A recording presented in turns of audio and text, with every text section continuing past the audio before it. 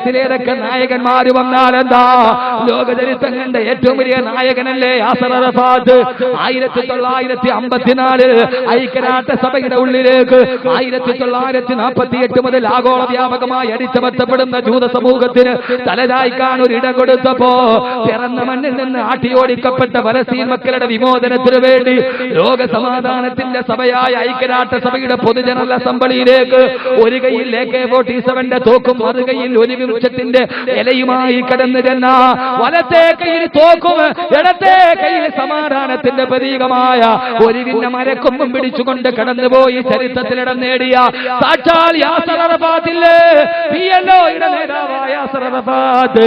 ആ യാസർ അറഫാത്തിന്റെ ഭാര്യയായ സുഹ പിന്നീട് പറഞ്ഞിരണ്ടാ, ഈ അടുത്ത കാലത്ത് സുഹയുടെ യാസർ അറഫാത്തിന്റെ ഭാര്യ ലോകരാഷ്ട്ര തലവന്മാരുടെ മുമ്പിൽ ചരിത്രത്തിന്റെ വ്യതിരക്തമായ ചരിത്രം രചിച്ച ഐക്യരാഷ്ട്രസഭയുടെ തമ്പുരാക്കന്മാരുടെ മുമ്പിൽ വലത്തെ കയ്യിൽ തോക്ക് പിടിച്ച് ഇടത്തെ കയ്യിൽ സമാധാനത്തിന്റെ പ്രതീകവും പിടിച്ച് ജന്മനാടിന് വേണ്ടി പോരാടുമെന്ന് പറഞ്ഞ് തകർന്നു പോയ സാക്ഷാൽ യാസർ അറഫാത്ത് ലോകം കണ്ട നേതാവാണെങ്കിൽ ആ നേതാവിന്റെ ഭാര്യ പിന്നീട് പറഞ്ഞതെന്താണെന്നറിയോ, യാസർ അറഫാത്തിന്റെ കൂടെ താമസിക്കുമ്പോ 100 പ്രാവശ്യം വിവാഹമെന്ന് വേർപെടുത്തിയിട്ട് ഇറങ്ങിപ്പോകാൻ എനിക്ക് തോന്നി.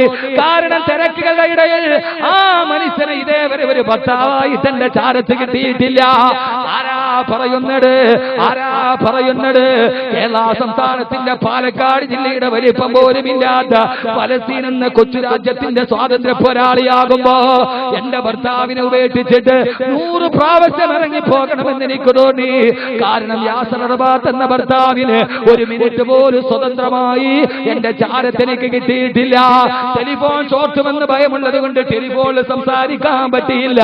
എന്റെ ജീവിതത്തിൽ പറ്റിയ ഏറ്റവും വലിയ തെറ്റ് യാസർ അറഫാത്തിന്റെ ഭാര്യയായതാണെന്ന് ആ പെണ്ണിന്നലെ പോലും റോയിട്ടറിനോട് അഭിമുഖം കൊടുക്കുമ്പോ